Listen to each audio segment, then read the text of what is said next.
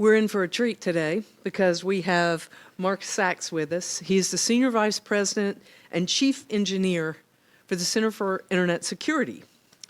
And he's going to be working with us today on exploitation of agentic AI by cyber threat actors. And for a community like Huntsville, the concept of cyber attacks through agentic AI probably gives us pause as we consider the implications of this new technology. But for Mark, he is a retired U.S. Army officer and was a White House appointee in the George W. Bush administration. He has private sector experience and senior leadership in SRI International, Verizon Communications, and the Northern American Electric Reliability Corporation and Pattern Computer. Prior to joining CIS, he was the Deputy Director for Research at Auburn University's McCrary Institute for Cyber and Critical Infrastructure, and he holds a joint appointment with the Idaho National Lab and is a registered professional engineer. Please give your attention to Mr. Mark Sachs.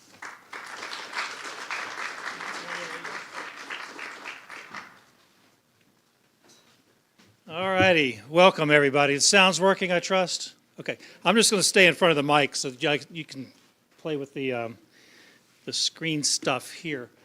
Let's make sure we actually have, there we go. That's what we're looking for. Okay, before I get started, how many of you listened to me last year? Oh, good, okay. And what about the year before? A few others. So we've got the squad here in the middle of regulars. That's awesome.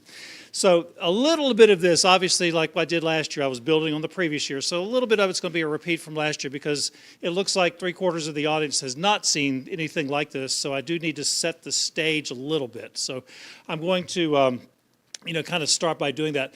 Now, the talk you just sat through with Brian Brown, this was a perspective from an advertising world, very creative, very interesting talk that he gave. A lot of his descriptions about what is agentic AI, you'll see me repeat it using different words. That's actually a good thing. It shows that even though I had never seen his talk, we're building on each other. So you're going to take away from this some more thinking, some more ideas about what AI and agentic AI is doing. The twist on this talk, though, is that we're going to focus on what the bad actors are up to, the nation states, the criminals, and others, how they're flipping this around to use these tools against us. Nothing new here. Criminals have been using tools against us for decades, if not centuries. And obviously, they're not going to wait around. As AI changes, they're going to change and adapt with it. So we're going to go down a neat little journey here, and we're going to talk about how we take this thing called agentic AI. Last year, we were talking about autonomous AI, and the year before, it was just AI, but it was really more generative AI. It was kind of the theme a couple of years back. I don't know what next year will bring. I'll get to that in just a minute as to what I think next year might be all about. So Space and Rocket Center, I don't know if you've planned what next year's AI Symposium is going to be the topic, but we'll take a wild shot at it. Also going to look at how have the threats changed? What are they continuing to do? Kind of picking up again from last year. New things have happened over the last 12 months, new ideas, new threats. And then how we as defenders, if you're in a defensive mindset, how do you use these tools in your favor? And then we'll wrap it up with some takeaways and what you need to do going down the road. So for those of you who've sat through this before, again, I'll just do a real quick, brief introduction of myself. As Kay said, I'm the chief engineer over at the Center for Internet Security. I ran into this thing called AI. We didn't call it AI. It was expert systems almost 40 years ago back at Fort Belvoir. I was an instructor at the bridging branch there. And one of the problems that the Corps of Engineers faced in the 80s was you had a bunch of senior people who had been through World War II, that experience 40 years earlier, which is hard to imagine. When I was there as a captain, it had been 40 years since World War II. Now it's 40 years since I was there as a captain. That's That's almost mind-blowing there as well. But what they were trying to come up with was some way to capture all the lessons learned from World War II, and how do we make this available to officers and NCOs in the 80s and 90s going forward as those soldiers from World War II were dying off. It's an interesting concept. So expert systems were all the rage back in the 80s, and here the general idea was, can we capture that knowledge? Can we put it into a machine? Of course, in those days, we're talking Unix mainframes, punch cards, Fortran everywhere. And it was a different world from today, but the concept was still the same. I kept thinking, though, what if I was one of these guys from World War II and they're trying to capture this information? Could I lie to it? Could I make up stories? Could I bend the truth? Would the machine believe me? And the answer, of course, is yes. This kind of shows what's in the back of my mind is, do you really have to tell the truth all the time? Can you lie to the machine, or will the machine believe you? Advance that to today with today's AI systems. Can you lie to it, and will it believe you? Will it change its body of knowledge, its learning? Absolutely. It trusts you as a human. You're not supposed to lie to me. You are supposed to be the source of truth.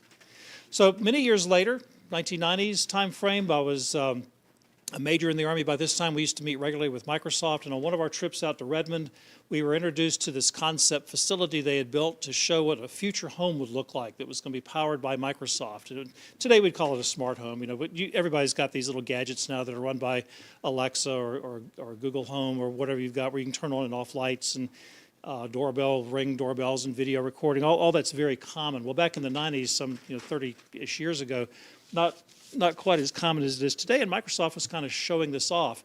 One of the key features there was the ability for Bill Gates to walk up to the front door of this home, and it would recognize him. So it's a picture video recognition, him and Steve Ballmer and others, and it would welcome Bill Gates in. Well, we as budding little hackers there are thinking, okay, how do you defeat this image recognition system? And we quickly went down to the store, bought a T-shirt that had an image of Bill Gates on the front of it, approached that little doorbell later in the evening when security wasn't looking, with a piece of cardboard over our faces so it would just see Bill's face, and recognized us, door opens, and we're in. And we're thinking, wow, this is like taking candy from a child. Now, we informed the Microsoft security people of this flaw, and they're like, how on earth did you ever come up with this? And I said, well, you're working with inquisitive minds here. Curiosity is driving us. We want to know. We want to break things. We want to think about it. That's kind of the mindset of our adversaries. And it's the mindset of many of your employees and possibly even yourself. You're pushing the limits. You're thinking. You're being creative. What can I do? How do I break stuff? Back then, 30 years ago, this image recognition didn't have the depth perception we can do today. It didn't have the ability to pick up on temperature changes and eye movements and things. It's just a static image. So, being fair, in the technology of 30 years ago, it was doing pretty good, but, still had a way to go. Well, since then, continuing my journey, a few years ago, almost 10 years ago, I was, when I left NERC, that, as Kay mentioned, that was the North American Electric Reliability Corporation. I was the chief security officer there. So our mission is to protect the North American grid, keep the bad guys out, so the lights stay on. So far, so good. Lights have stayed on, minus some ice and weather conditions. But right after I left that, I got recruited by a little startup that was playing in the ML world, mostly machine learning, with a little bit of AI, and had a novel concept of, can we take these new emerging math models, and this is 2017, 2018, so almost 10 years ago, and can we apply that to understanding large data sets? Now, this is a completely different application of AI or ML than what we typically think about when we talk about generative or agentic or the things we're seeing today in 2026. That company's still around. They've made fantastic progress, and others like them. So there is a lot more to this AI landscape than what we see in the typical world that we're living in today, that's kind of overpowered with generative AI as being the big, shiny, bright object. But there's a lot more to it. At CIS, where I am today, we've been slow to embrace AI. I can just kind of say that. Like many corporations, we want to go slow. We're not really sure what to do with this thing. So, of course, Microsoft forced us with Copilot. That's built into all your Windows 365. You really can't turn it off. It's sort of there. But many of our employees, because they're technically smart and they're inquisitive, they want to use agents. They want to use AI. They want my coders. I've got almost 80 software developers that work for me. They want to use Claude. They want to use all these neat creative tools. So we're building sandboxes for them. We're allowing them to be creative while protecting the intellectual property of the company. We're learning as we go on how to do this. what we are discovering is 25 years worth of code development as we've been developing software that supports the controls and the benchmarks and things that we're well known for, where we've had over the years hundreds of developers working on software. If I use Claude or some of the other tools, I can go back and relook at that software, and within minutes it can find errors that we haven't seen. You know, within minutes it can clean this stuff up, refactor the code, do stuff that would take me weeks, days, months for humans to do, can do in minutes. It's blowing our mind. And it's actually good. You know, it's coming back. It works. It's not like it's a hallucination fantasy kind of thing like we were getting a year or two ago. The people at Anthropic are just, they're rocking, and others in terms of helping. So it's a brave new world. And the end of 2026, a year from now, we're going to be a completely transformed company because of what AI is bringing in. So I would imagine your companies are all the same way, or organizations you work for. You're trying to determine, what do we do with this thing? How do we embrace it? How do we change our workflows? And how do we retrain people who are barely understand the terminology to become users? Not everybody's a software expert. Not everybody's a math major. Not everybody's going to understand the science behind artificial intelligence. That's okay. But you still need to know how to use it and how it empowers you and what it can do to really change your life and your spouse and kids and grandparents and grandchildren, everybody else in the world around you. So if we, in this little track, you know, through the Space and Rocket Center, what we've been doing here, the first symposium was 2024, correct? Yeah, 2024, 25, and now 26. So prior to 24, like if you go back to 2022, 2023, and I'll just start in 2022, a lot of people, if you would ask them then, and remember this is 4 years ago, okay, what is AI?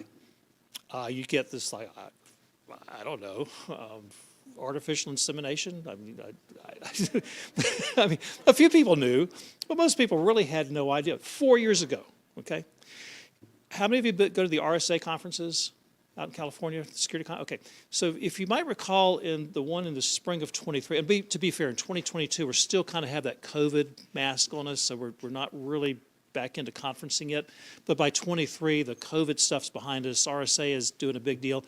They had to pivot because of OpenAI and what they had done a couple of months earlier. All the talks that spring of 23, throwing away quantum, throwing away chained, what's that silly stuff called? Blockchain, yeah, so you're trying to think of the old buzzwords, right? They're so old, you know, they're so last decade. Having to toss that out and throw in generative AI and try and come up with talks. It was fascinating to see how everybody, Oracle, Microsoft, Cisco, all your main players, RSA themselves, were changing the tune in 2023 because of this thing called generative AI. And of course, last year, you know, or as we start getting into 24, autonomous begins to take root, and now we're up to agentic was kind of the big buzzword last year. And of course, that's the theme, you know, for this year's symposium. I don't know about next year, okay, but you know, it is really this code creation stuff, what Claude's doing and others around him might be driving what you're going to be talking about next year. I don't know, you know, and I'm sure that the folks here are very, you know, open to ideas about what the theme for next year can be. But I can tell you this ability to completely rewrite software and make it better, less error prone, more efficient. You can do this yourself. You can go online. If you're an Android or an iPhone user, there are apps now that you can do on your phone, or you can do it on your laptop. You can create programs for yourself. Just tell it what you want to do. It'll create the app in a matter of minutes, fine-tune it, download it, the package, install it on your phone, and you're off and running. You can be your own developer. It's fascinating. And this is just in the last few months. I can only imagine as this year progresses how these tools are going to be, you know, changing even more, so that by this time next year when we're sitting in this room and I'll be talking to you about what the threat is doing with software code development or so, who knows what we'll be talking about next year, but it's going to be an interesting journey. Okay, what about the year after that, 2027? Is that the year Skynet happens? How many of Terminator fans? You know, we all just kind of give up because the robots take over. Anybody know about the singularity? Yeah, Ray Kurzweil's notion. This is when human intelligence and artificial intelligence, when those lines cross each other, and the machines now become smarter than the humans. Are we 2 years away? Holy crap. The forecast had been the 2040s, like we had another 15 to 20 years of humanity before the machines take over. But the advances in the last 6 to 12 months have really brought that time period and closer. Kind of scary, right, when you think about where we might be going with all this. Okay, what's really next? I don't think Skynet's, that close, and the singularity may still be out there. But in reality, physical AI is an interesting area. Think of the robo-taxis and the other physical things now. You've got your little iRobots that clean up your house and other things that are going on, robotic medicine, robotic industries. These are all silent adopters of AI and AI technologies in the physical world. And rapid advances happening there. Industry 4.0, some people like to call it, the 3D and 4D architectural models. So that may be more of where we're going. Or even into the interpretive AI, where we're now using structured reasoning to think about what the LLMs are trying to tell us. And of course, super agents. We'll get into a little bit of that later as we talk more about what agentic AI is and what it can bring to you. But really down the road, most AI today tends to be computer-centric. It's inside the mind of the cloud, large language models, things that we as humans, where we're naturally interfacing with computers, and it's learning about us and computer science. But what about learning about the real world around us?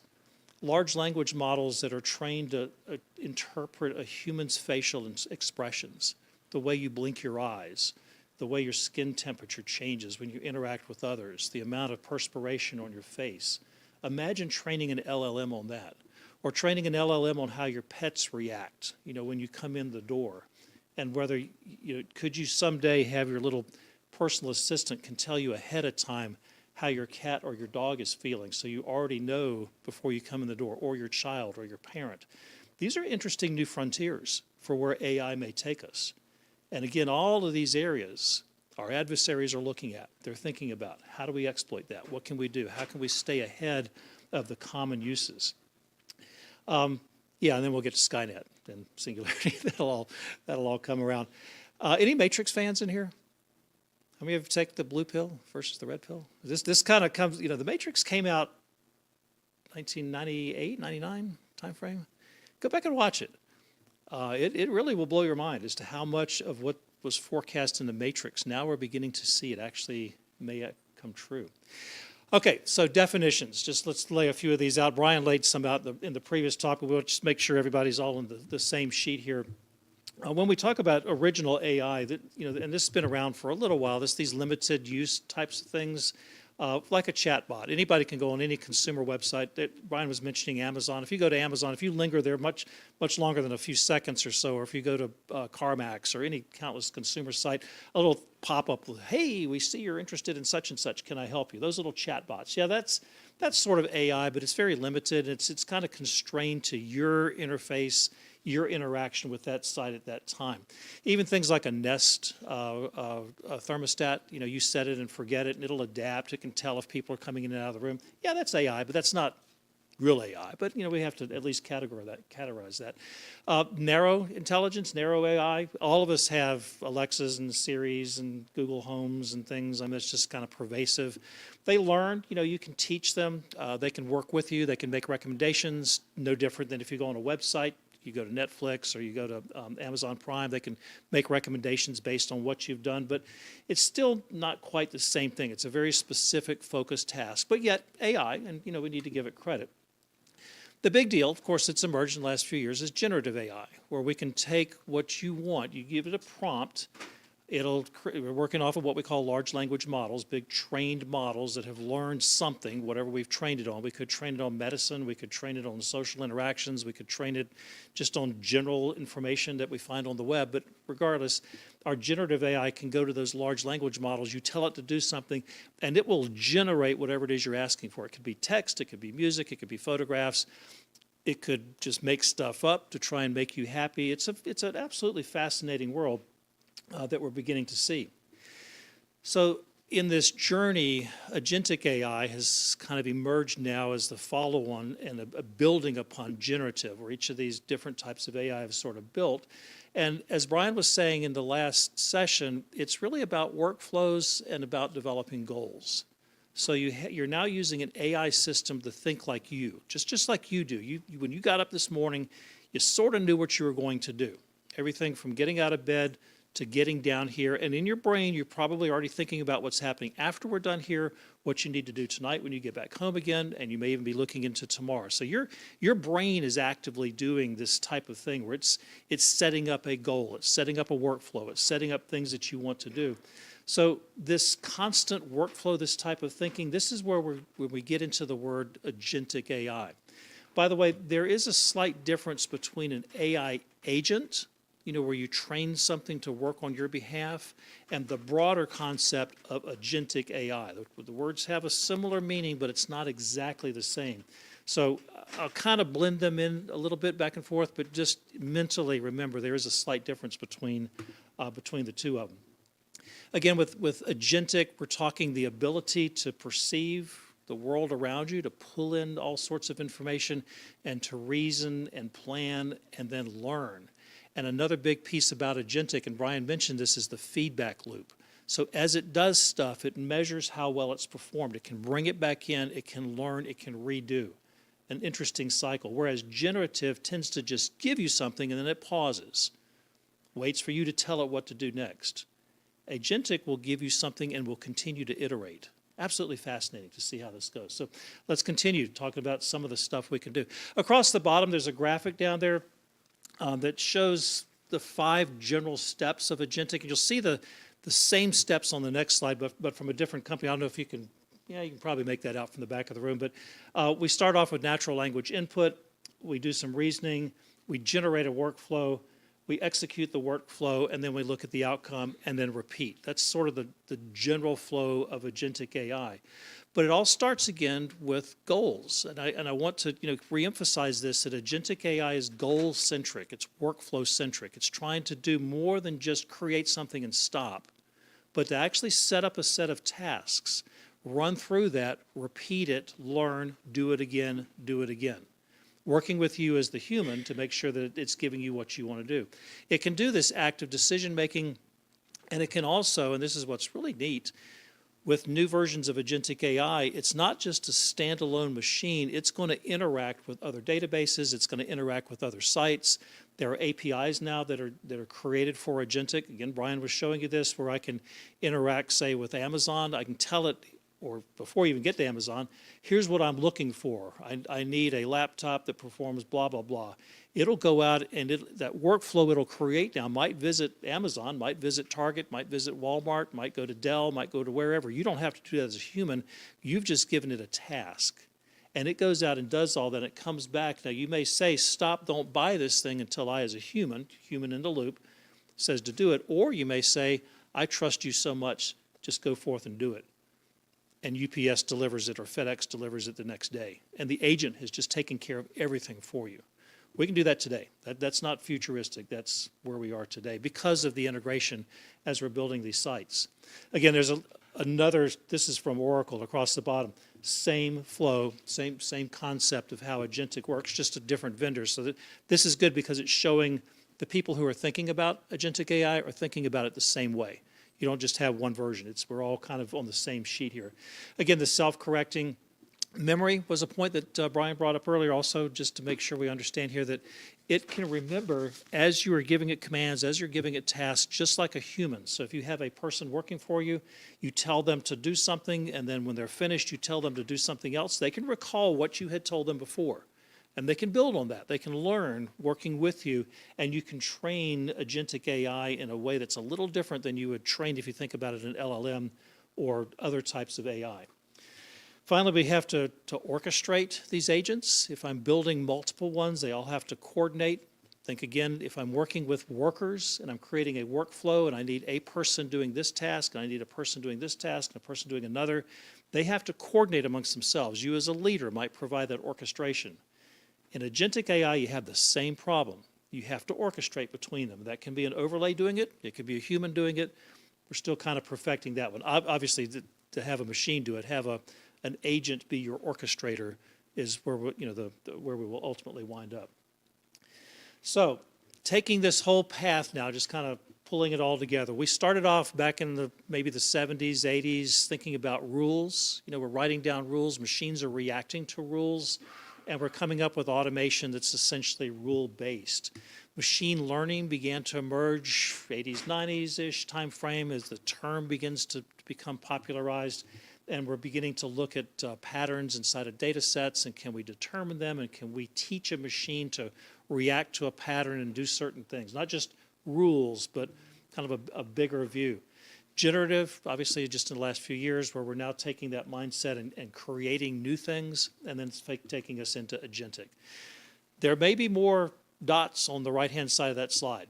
I'll just kind of leave it up to your imagination as to what the flow of AI is going to take us to, but I'm going to start shifting into now the kind of the meat of what I wanted to talk to. Now that we've kind of set up the situation, we understand a little bit about what agentic is versus generative versus other types of AI. And let's talk about first how we're going to apply this to the defense and the offense, and then we'll go into what the bad guys are really up to. So as a defender, does everybody know what OODA is? You've learned that before. Observe, orient, decide, and act. Okay, so this was a concept developed by an Air Force colonel following the Korean War, published some papers on it in the 1960s. It's widely taught in military circles, and essentially it's a feedback loop that all of us do. The general understanding is the observe, orient, decide, act feedback loop. Whoever's OODA loop is shorter is the winner. So if you can disrupt one of those OODA, one of those four nodes, disrupt it in your adversary, you can be the winner. If your adversary can disrupt it in you, they can be the winner. So for those of you who've studied OODA, you know exactly what I'm talking about. Absolutely applies in military. Applies in the business world also. Businesses that have shorter OODA loops than their competitors will win in a competitive battle. They'll get more customers, they'll get more usage. So this OODA thing, if you've never heard of it, is absolutely worth looking into because it's a fascinating analysis of how people think and how organizations think. Well, if we add autonomy now, we can really shorten that OODA loop. We can respond a whole lot. We can do this observation, orientation, decision like in a half of a second. What would take an analyst might take hours or days to really kind of understand what's going on. A machine can do it literally in seconds. Then giving the action, the decision to the human. Here's what you need to do, human. Fully autonomous, it would just take the action. Oftentimes we will hold back on that because of the unexpected consequences of a machine taking an action, but you can see where I'm going here. This, for a defender, this is absolutely fascinating. We've always talked about the talent gap in cybersecurity, that we've got all these openings, 1.5 million, 2 million, whatever the number is you want to see. Well, if I begin to bring in AI agents, they can begin to take over those like tier 1, tier 2, lower level tasks, and I can move my cyber talent up to more of a tier 3 where I'm really using their brains. And I might be able to shorten this talent gap. This is in cybersecurity, but it also applies to other technology-centric world. Proactive risk analysis, threat hunting, and so forth. Now, with any good technology, as we always say, it's a double-edged sword. So all this good stuff we can bring into the defense world. Of course, the bad guys, they're going to want to do the same thing. So malware, and I'm going to show you a bunch of examples of this in just a moment as to how this is working. So if I want to write malware, it would take weeks or months for somebody to write a really cool piece of malicious software, malware, that actually test it and make it work. AI, yeah, knocks this thing out in a matter of minutes, and I have it fully tested, fully ready to go. Very scary. So it's really up to the creative mind of a criminal or a foreign threat actor to say, here's what I want to do. You turn to Claude or different versions of Claude, you code it up, and now I've got my malware up and running. We talked about social engineering last year and the year before, and how generative AI is creating, the fake videos and the spoof texts and stuff, getting really good at creating phishing emails that are very believable. We've all seen phishing emails that are not believable. I can tell by the spelling errors, I can tell by things that are not right. Agentic AI has completely flipped that around now to where very believable phishing campaigns, very believable ransomware campaigns. Again, I'll show you some examples of this in just a moment. And it can also help the adversary do a lot of reasoning. So it's going to create, or rather attack the way we do reasoning. So this is going to create new risks, new things that we have to think about. For example, going in and poisoning large language models or poisoning data sets that your AI depends on for accuracy. If I can go in and poison the data, how do you know that your LLM has been properly trained or that it's been poisoned? Sort of similar, like in a human world, where a threat actor can use psychology to kind of change the mind, change the perceptions of your employees, and cause an insider to do something that an insider shouldn't do. I can do that now with AI. Also, prompt injection. Has anybody tried this yet? Where I can play with prompts and make LLMs do things that they're not supposed to do. So that's a kind of neat area. If you sat through my talks in the past, you've seen this chart. So this goes all the way back to 1997. It was a Defense Science Board analysis of what does the cyber threat landscape look like. And it's not so insightful in terms of the threat actors, state-sponsored, terrorists, spies, espionage, criminals, hackers, activists, insiders. Everybody kind of gets that. The big insight, keep in mind again, this is almost 30 years ago, was that the skills and the abilities of these groups continue up and to the right, and to the point where some of the lesser ones, say like a criminal in a couple of years could do the same thing as what today's nation-state-sponsored espionage or spy organizations can do. And spy organizations are keeping up with the terrorists, and the terrorists are keeping up with the nation-states. And that curve just keeps marching upwards and to the right. And this model has actually proven out over the years. It works very well. The scary part is, what about the other side? Is there a similar model to the defensive world? So the way this is laid out, the potential damage, very high on the left, so a nation-state can definitely cause a lot more damage than a hacker, bottom right. But the number of nation-states, there's only about 200, named countries on the planet. Bottom right, millions of hackers, activists, insiders. But the amount of damage a single one could do is fairly low compared to a nation. You see that kind of mindset there. On the defensive side, what's the equivalent? Do we have nation-state defenders? Yeah, okay, I can say law enforcement, cyber command might fit in there, and they're very powerful, and they can do lots of things as defenders. But all the way to the bottom right, that's you. That's the users. That's the people that need to learn how to defend their systems. The unfortunate problem, though, is that these curves, they're not moving up and to the right at the same speed. The offensive side, the attack community, is always outpacing the defensive community. Until recently, introduced AI, and particularly agentic AI. And now we're beginning to see the tables begin to turn. We might actually be able to close this gap a little bit. So what I'm going to do is run through some of the different types of threat actors. Again, this may be a review for some of you, maybe fresh material for others, but work with me on this because I think it's important that we all understand what we face as defenders as we're trying to keep our network safe and secure, keep our information safe. We're up against this large range of threats, and they start with nation states, and we can name them. Previously, we were kind of adverse to naming names. Today, we'll say it: Russia, China, North Korea. We'll name them off publicly. If we had had this talk a few decades ago, that would have been top secret. You couldn't name the actors, or you certainly couldn't name their capabilities. Luckily, that all ended. In mid to late 90s, we took the blinds off and said, let's just start naming names and be done with it. So we do that.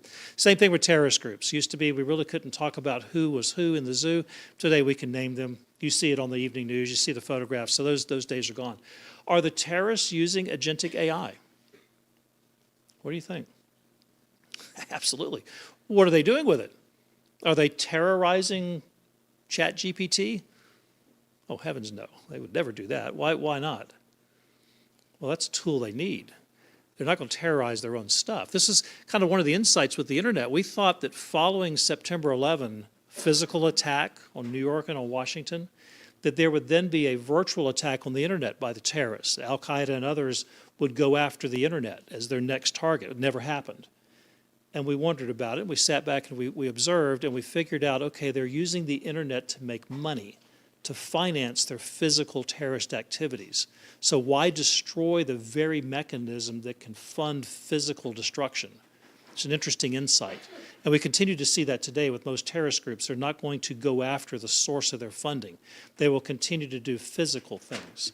Spies, certainly. The espionage world, use of the internet, beyond all means, but now spies using AI, generative and agentic, it's just making your life a whole lot easier. We are so unwilling to protect our information. I was talking to somebody this morning at breakfast. A couple of us were using Perplexity last week to put together a proposal for a government grant.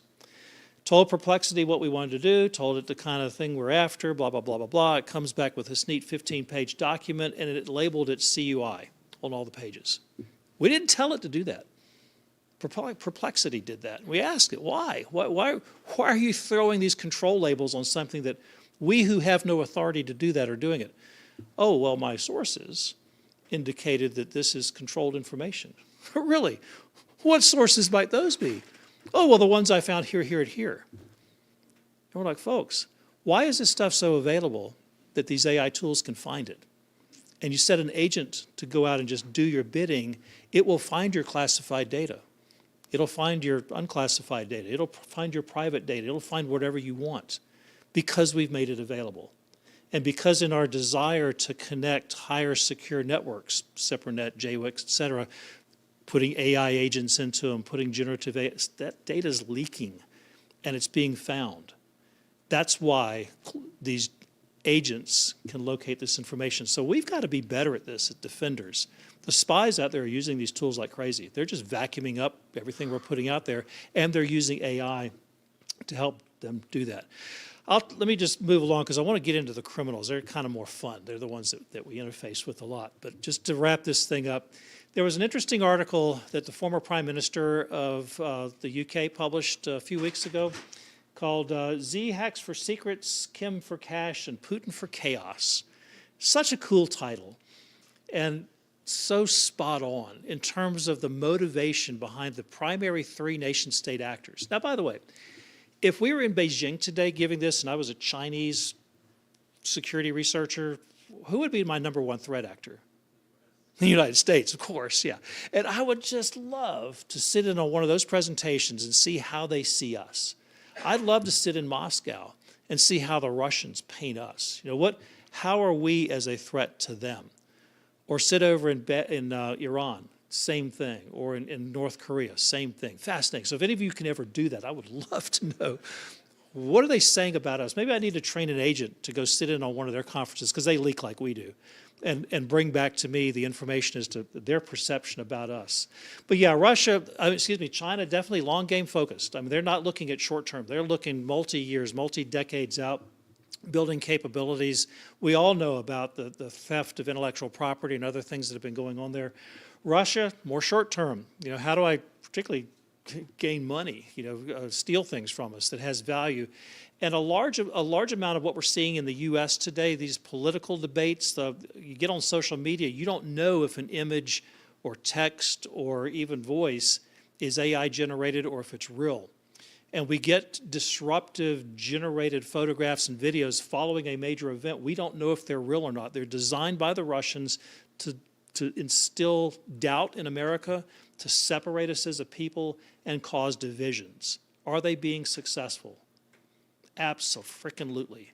And I really kind of implore you as professional peers here, all this stuff you see on social media, please step back from it and ask yourself, is this a Russian campaign? And I pick on Russia specifically because they're behind a lot of it. Iran's behind some of it, China's behind some of it. Russia, and again, we're naming names here, unclassified, they are behind a lot of it. So just use your normal human reasoning. North Korea, I really got to hand it to them. They apply for jobs that you have on LinkedIn, particularly if they're remote jobs, and they do this great job of interviewing. They're using generative AI, to create their resumes. They'll use Gen AI when they do their online interviews with you, and they'll make it sound like they're in Texas or whatever. They're in North Korea. They're all about gaining access to the inside of your corporation. So if you're doing job interviews, try and do it face-to-face at some point. Demand that you actually see the person you're going to hire. If that individual insists on having only a virtual interview, question what's going on there. So again, let's shift into the criminal world. They're kind of fun. So email phishing, been around for a while. Everybody's very familiar with it. I'm going to call that old criminal behavior. And that's fairly well known, stealing stuff from you, sensitive files, telling you to pay an extortionate fee if you want your files unlocked. I mean, it's really cool. Denial of service attacks if you don't pay, going after your customers if you don't pay, that's old. Well, a couple of years ago, we started to see phishing take an interesting turn. I'll call it new, but it's not so new. Well, maybe older, new technology of using deepfake video calls. The most famous of this happened 2 years ago, and this was a financial worker who was told to join a conference call, might have been a Zoom, could have been a Teams meeting. He's the only real human in there. The other attendees were completely fake. And in that meeting, he was directed by what he thought was his CEO to transfer 25 million. Others in the meeting all agreed that that was the right thing to do, and he did that. The video was completely fake, and it generated in targeting that individual to do that. That was 2 years ago. This has evolved into a very interesting piece of art now that the criminal community is using, where you understand with fishing, there's also whale fishing, that type of spear fishing. They're going after individuals they think are gullible and individuals that have access to funds, and faking them with fake videos and fake phone calls and so forth, eventually to where that victim gives the money up. Also not so new anymore are the AI-generated phishing scams. We talked about this a little bit last year, where instead of a human trying to put together the phishing email, I'll just let a machine do it, and it gets the spelling correct, it gets everything correct, and it's very, very successful. CISA's statistics now are estimating over 90% of the phishing you're receiving has been AI-generated, and no longer just a human doing all these things. But what's now starting to really creep into this, and I mentioned this a moment ago with the Russian campaigns, is the disinformation side. So emails you might see, social media posts that you're seeing that are filled with disinformation, trying to create deceptive content. And it's not just a function here in the United States. This happens over in Europe, in the Africas, Middle East, Asia, other countries. They're just as much a victim of this deceptive whatever that's coming out of our adversaries. So these are particularly targeting democratic societies where you want to believe that the people that you've elected, that they're benevolent, they're going to be acting on your behalf, and yet we begin to see a lot of disinformation there. Now this emerged, this little observation right around Christmas time or so. We saw a criminal group that was created a fully synthetic AI-powered investment scam. So they didn't create anything new. They used Wells Fargo, Chase, whatever the apps are you have on your phone, legitimate, no changes made to them at all. What they're able to do, it was targeting their victims with texts, with social media posts, emails, to make it believable that there was a group that they ought to join, usually on Signal or on Telegram. You might have seen some of these invitations to come in and join us. And they'll talk about how to invest properly, how to use Charles Schwab, how to use Fidelity, all these types of things. And once they gain your confidence that what they're talking about makes sense, the next move will be, hey, I just bought $10,000 worth of such and such, and I sold it yesterday at this amount of profit. I'm about to make another trade on a similar thing. Follow me and do as I'm doing, and I'll help you make money. Sounds legit, right? Particularly because they built your trust. All of it AI-powered. There's no human in there anywhere. These are machines, again, working agentically to try and figure out how, and they are the experts, how can I then lure in victims? Have any of you seen this? Do you know what I'm talking about? Yeah. So we're getting some raised eyebrows here. This is a fascinating new twist now on how to use agentic AI, or AI in general, in terms of building a campaign. Remember, workflow-oriented, goal-oriented. Tell the machine, find me a bunch of victims who will believe my tweets and texts and social medias and emails, get them all over to Telegram or WhatsApp or my favorite chat platform, and then slowly convince them that I'm an expert so that we can then hook them. It's almost like watching The Sting. Do you remember that movie from, when was it, back in the 70s or so? Where they set up this whole believable thing that was trading on horses. The whole thing was fake just to get the mark to come in and give up a whole bunch of money. It's a fascinating movie if you've never seen it. That's not AI, that was all for real. But it's the same idea. Anthropic, back in November, published a paper about something they had observed, and Brian mentioned this last hour about how well Anthropic's doing in terms of publishing. So white papers they're putting out as they observe people using their tools. This was an interesting case here because we've got a state-sponsored actor, China, that's been using Anthropic's tools to develop autonomous AI agents that can go out on their behalf now and use the victim's financial situation. Let's say they figure out by looking through your social media, or they tell the agent, here's what I need you to do, here's your workflow. Find people who are high net worth, find people who fill these kind of categories, and once you find them, use these tools then to rope them in and bilk them out of their money. And Anthropic's tools do that with charm. Now, Anthropic cut all this off. Obviously, once they discovered what was going on, they stopped the campaign. Read the white paper. It's fascinating. Again, this is November of last year, so we're talking 2 months ago when this little campaign was uncovered. Yeah, so the paper came out in November. The discovery was made back in September. Pretty sure it's Chinese-based, using Claude and Claude Code. Brian had talked to you in the last hour about how you can use Claude yourself. They're now building Claude for anybody. And so I'll guarantee you more threat actors are going to be watching what China did and building across that. I was fascinated as I'm reading their report because the entire, what we call an intrusion life cycle, think of the kill chain, of how things happen, where I'm going to do basic reconnaissance, find out where my adversary's weak, and then I'll discover vulnerabilities, exploit them, maybe steal some credentials, use those credentials to gain further access, move laterally, as we say inside an organization.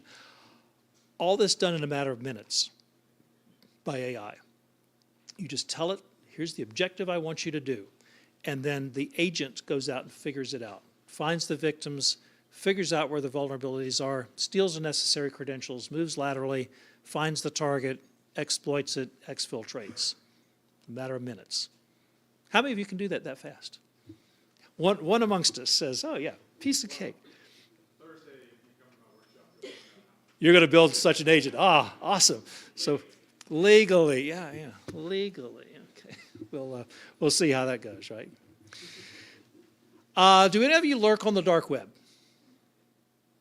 How many of you know what the dark web is? Okay, good. About a third, roughly. So for those who are not, the world that most of us live in is the surface web. That's your Google, Microsoft, Amazon, blah, blah, blah, blah, blah. Where you go to a website and maybe you have to log in to get it, something else, but most of the content is free, open, and accessible. Behind that, if you want to call it the deep web, you got to provide some credentials. So think of SharePoint in Microsoft. You have to authenticate yourself in, or if you're using Netflix, you can go there without authenticating yourself. But if you want to really get at content, you got to authenticate yourself. So that would be kind of a deeper web where you can't get to it directly, but from your machine you can get there.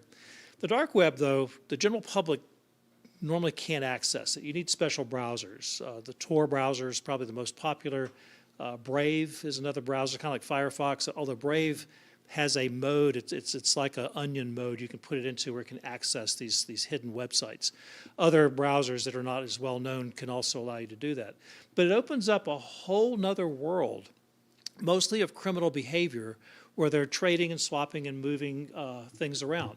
So the dark web, as we call it, using onion routing and other kind of technologies, that tool has been around since the late 90s, so not really new. And this focal point where criminals hang out and others hang out, not really new. The obvious new stuff is, how does AI apply to it? How do we bring all of that in? So if I poke around on the dark web, and I spend time there just kind of learning, not buying cryptocurrency-powered malware and stuff, but just learning, you find lots of advertising. People that come up with really cool ideas. So in this case, this is a deep fake bot that somebody has written. And they're showing it off. You can see it on the right there, where it's just taking your facial expressions and then converting it into that little image of the young lady who's reacting and moving along. So not that big of a deal, for AI to follow your face and do stuff. But if you're going to start creating fake, real-time fake videos, these are the types of tools readily available on the dark web. Can you find them on the surface web? Yeah, of course, they're out there. But there's limitations and constraints, and you got to pay for it and so forth. But the concept of large language models, this emerged quickly with generative AI a couple of years ago. Didn't take very long at all to find its way over on the dark web. And most of the open AI style large language models, ChatGPT, those kind of things, Gemini, they all have their cousins sitting over on the dark web. The big difference is there's no guardrails. You're probably very familiar with this. If I go into Gemini, ChatGPT, whatever your favorite is, Copilot, it will limit you. You ask it to do something, it may come back and say, I can't do that. My rules say that's illegal, or it'll try. Like, for example, I'm a big Georgia Tech fan, and I tried to create images of Buzz. That's our mascot. Well, that is a copyrighted image. And OpenAI and other tools, it'll come close, but it won't create the exact same thing because of copyright law. And so it's got those guardrails. The same LLMs running inside of the dark web, no guardrails at all. When it creates something that's highly copyright protected, it happily creates it for you because those restrictions are gone.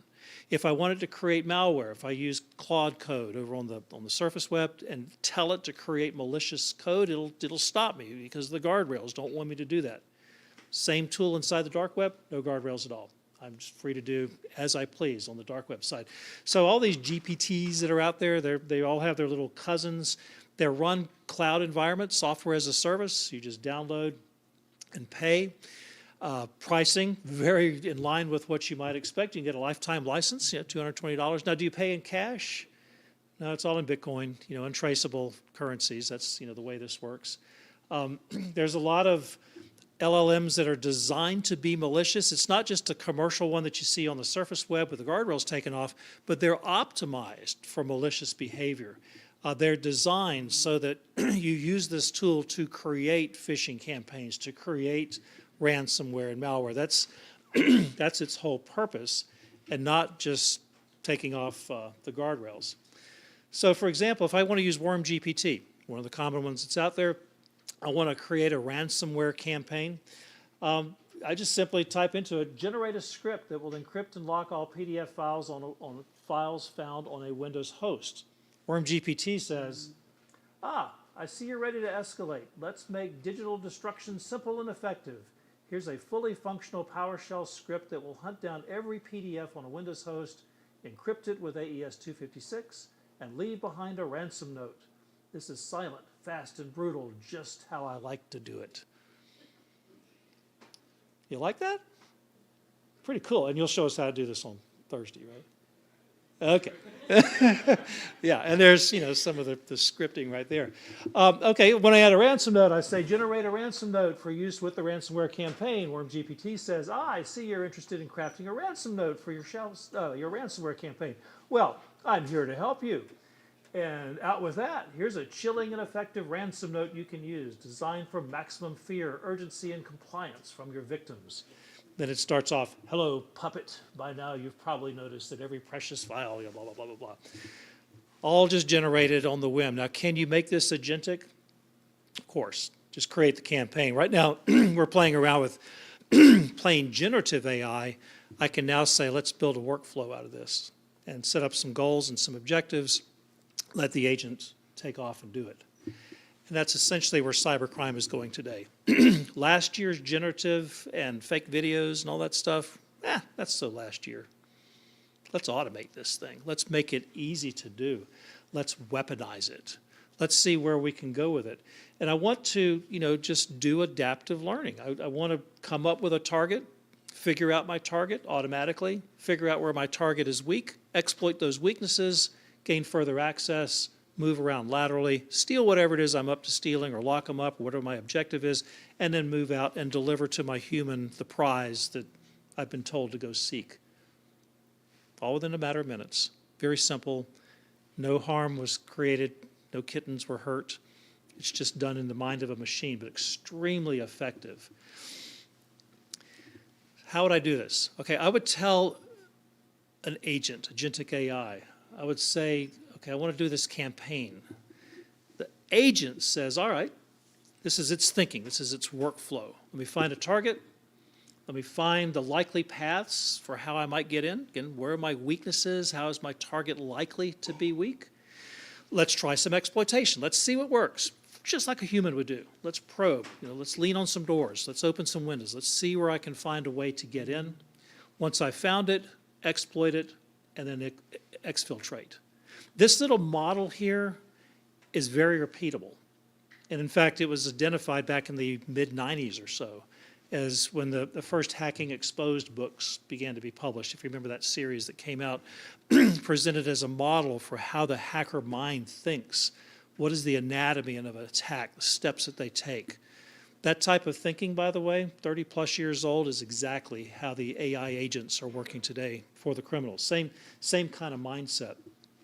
So this creates kind of what some people are calling vibe crime. You know, you've heard of vibe coding, you know, where you can just tell it to generate code for you. Well, the criminals, and there's some papers out on this now as well. So previously, I'd go on the dark web and I'd find menus. Okay, if I want to do malware, I do this. If I want to do ransomware, I want to do that. If I want to have a cryptocurrency generator, cracker, you know, here's a tool to do it. All manual up until this time last year, last summer or so, as agentic began to peek into the picture.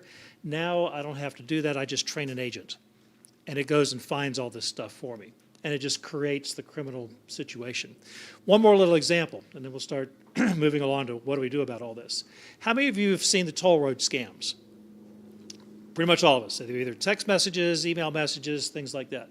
How do you generate a toll road scam? Well, you can do it manually. You could, manually figure out who your victims are, manually write your emails and your text messages and all that. Or I can train an agent and teach it all about this cool website called Shodan. How many of you are familiar with Shodan? Okay, Shodan.io. Take a look at it. It's an interesting collection, been around for a number of years. It's a database of vulnerabilities of machines, IoT machines, industrial control machines, cameras, movable things, all in a public database, constantly being updated and refreshed. So I tell my agent, go find vulnerable cameras. This will be the first step in your workflow. Go use Shodan. It's open. Goes in, logs itself in, creates an account, does all the things Shodan wants it to do, comes back with a list of cameras, tries to access them, finds the ones that they can get into, and then, because I'm building this campaign about toll road fraud, it knows what I need to do is find license plates.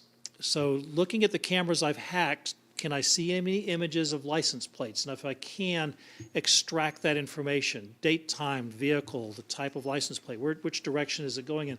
Then cross-reference that with data sets of other pre-breached information particularly from DMV and from other places where I might have a cross-reference of license plate information to car owner.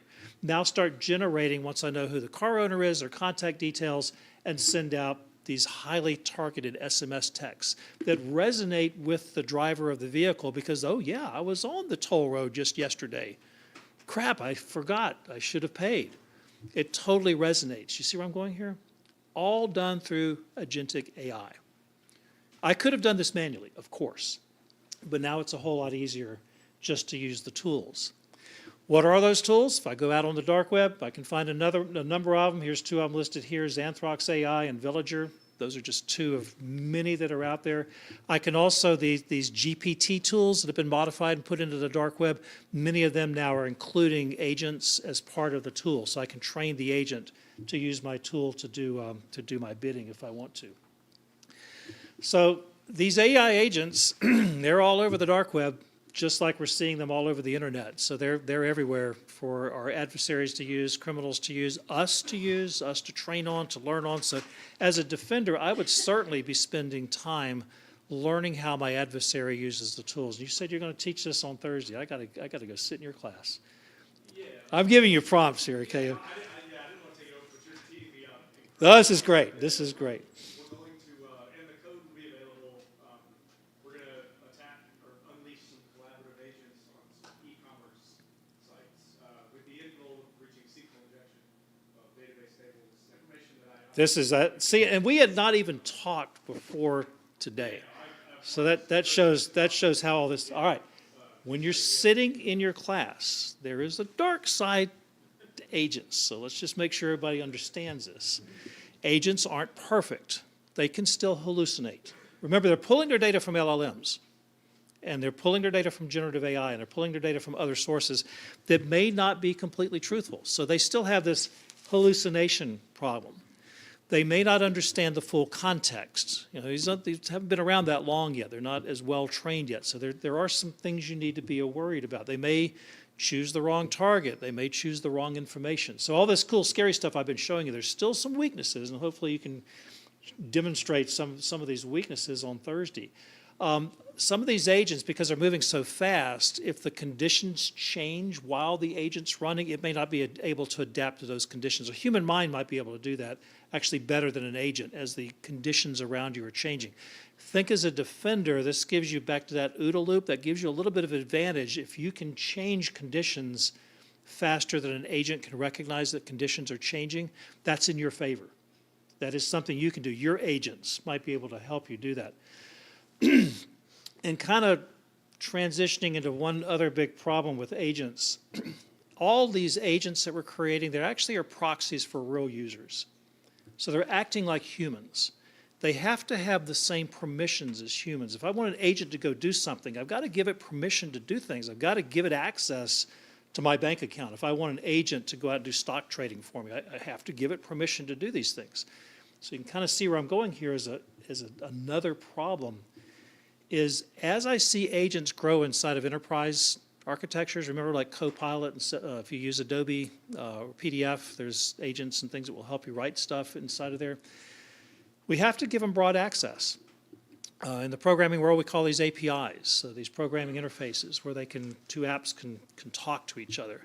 So oftentimes these APIs are not well written, they're not properly protected, and I can have agents that gain permissions that they probably shouldn't have, and they become the ultimate insider. So now they're able to roam around inside your network as though they're an employee, gaining access to things that maybe they shouldn't gain access to. So there's some caution here with this.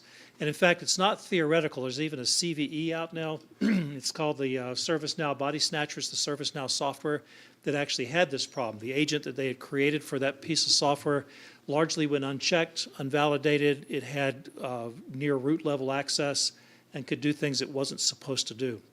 So just be cautious. So let me wrap this up. As a defender, what do we do? How do we think about this? So agentic AI brings you lots of capabilities, speed being one of the big deals we can bring there, scalability and adaptability. So we want to embrace it. And all of our defensive companies, those who create defensive software stuff, in the last 12 months, all of a sudden they've become agentic. It's amazing to watch the marketing campaigns change. Prior to that, they were AI enabled. Now they're agentic enabled. Prior to that, they understood blockchain. Prior to that, they were quantum proof or whatever. So whatever the next buzzword is, you'll see your vendors going down that route. We can build out incident response systems, Sachs, SOC as a service. For those of you who have Security Operations Center, we can automate a lot of that with agentic AI. It's very powerful. Again, many of your leading vendors who produce SOC software that can do log analysis and alerting and warning, can find the bad actors inside of your networks. Agentic is going to be very, very helpful as we move down that road. Again, keep in mind there are limitations. These are programmed tools. They're not humans, and they still can make mistakes. They can still cause possibly more damage than they do good. So if you're going to get into this world, like we're doing at CIS, create some sandboxes, create some early adopters, begin to learn, apply it into your networks in a safe manner, and begin to learn what it does. Lots of pros using this thing in the defensive world. The reduced in response time is massive. We're using this already. We get, as you can imagine, millions of lines of data daily that's coming in from our customers. We serve the SLTT community, the state, local, tribal, territorial. So we're getting sensor information coming into our SOC. By using AI, we can reduce the analyst time way down. So rather than a human trying to do all this log reduction and log analysis, you let the agentic tools take care of it, and they can quickly find things that humans could never find. So we can automate that tier 1, tier 2 kind of thing to let the humans focus more on tier 3 and above type of incident response. The insider problem, I've been mentioning this a few times, this is pretty massive. Again, an agent is going to be like an employee, and you could almost give it an employee number and an employee badge because it has that type of access. So you got to be careful with it in terms of the permissions that you're giving these agents. An agent can be turned against you and can be used as an insider if you're not careful. So you want to balance it. All this autonomy and all this agentic type of stuff with humans. The humans don't go away. The humans still have to have the final say, the final authority, but the speed is the big deal here. So where human brains are slow, use the machines to help you speed up. But the human in the loop, the human decision-making, kind of still needs to be there. So what you have to do, of course, is balance the human analysis that we've been doing before with the new technologies that are coming forward. So use AI where it's best, like detecting 0 days or detecting things in logs, large data sets the human mind really couldn't see. Humans may be better at correlating against world events, correlating against things that they've seen recently. Although, to be honest, the AI agents have given that type of workflow.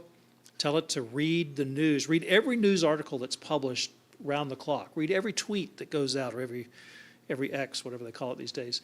And then from there, draw context on what the meaning is behind what you're seeing in the logs. That'd be kind of a cool agentic workflow, to create. NIST has published an interesting document, came out about 18 months ago or so, that gives us kind of a concept, some guidelines from the federal government on how we balance the humans in the loop, the human ethics and so forth against all these new tools. If you haven't seen that document from NIST, I'd certainly take a look at it, particularly those of you who are either with the government or government contractors, to be in line with the NIST mindset. So some things I want you to take away, and then I'll be open up for a few questions. And I know we're at lunch, my stomach's already grumbling, but you got to deal with me for 10 more minutes before we're allowed to let you go for lunch. But keep in mind, the threats range from these nation states, China, Russia, North Korea, all the way down to criminals and individuals. But these advanced AI threats, the agents that could belong to any threat actor, this is new. And they are acting like individuals. We keep coming back to that. An agent is like a human. It's just they can work a whole lot faster and they can do things that humans can't do as quickly. But an adversarial agent may have the same weaknesses as a human adversary. Because again, they're simulating kind of human behavior, simulating workflow. This opens up a whole new interesting discussion as a defender. Is there a way I can fool an adversarial AI agent and cause it to do something that it ordinarily wouldn't do? The same way I might do that with a criminal, the same way I might do that with a spy or a soldier or somebody else, using deception, cause that agent to do something wrong. It's an interesting field, and there's the world of deception is a growing world. So finally, just make sure you understand that this agentic AI thing, while beautiful and wonderful, opens up new possibilities for adversaries, new techniques, new tools, new ways of thinking. They're automating their workflows to make it easy. They want to make their money faster. They want to gain their access faster. To them, the human, the actual physical human criminal, is the slow point. They want to use the machines to take that place so that the humans can just indulge themselves in the luxuries and the fruits of what the agents are bringing back to them. Try and strike that right balance. Okay, I'll leave you at that. Kay, I think we've got, I'm looking at the clock back there, about 6 or 7 minutes before the lunch bell rings. Any questions, or have I taken away your appetite? I hope not. Any questions? Yes. There's one right there on the middle table. Throw your hand up real high. There we go. So you had mentioned using math models kind of previously, I don't know how many years back, but I was curious, moving forward, what part will these math models play in defending against these bad actors? Well, the math models underlie the AI ML world. So when you boil it back as to, what is artificial intelligence, what is machine learning, you come back to math models. And there's names for these in the math community. Those models, they've been changing over, or that math behind AI has also been changing over time as we get better at it, as we understand like random forest and some of these other really cool models that are out there. They continue to grow too. I think what's fun for me is using AI to look at the math. In other words, we're kind of retrospectively saying, like I'm looking at my software, find the errors, find the mistakes in this earlier thinking and correct it for me. I'm not a mathematician, so I can't speak on behalf of Berkeley or MIT or some of these people that are doing that, but I would think that's what I would be doing, is in how do I use these new tools now to go back and look at this earlier math and the earlier understanding of the basics of computer science, and are there new ways I can think about how to advance AI by using kind of a look back. Again, it's that OODA loop. I want to go back to the beginning, provide feedback. I don't know if that's the answer you're looking for, but that's how I would go after it. Okay, I believe you had a Yes. Do you anticipate over time that we will allow our defensive agents to go on offense? You say future. So they're doing it now. Yeah. I didn't say that. You said that. Good question. Other thoughts? Got a couple of hands up over here, whoever's got the microphone.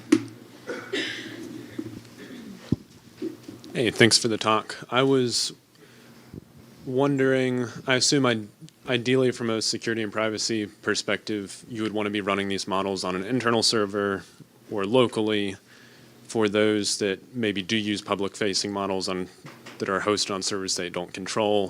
Do you have any suggestions on things you can do to prevent data leakage? Yeah, so what you're bringing up is an interesting concept. So you have the public LLMs, like ChatGPT's world, OpenAI and others, where they're training it on open public data.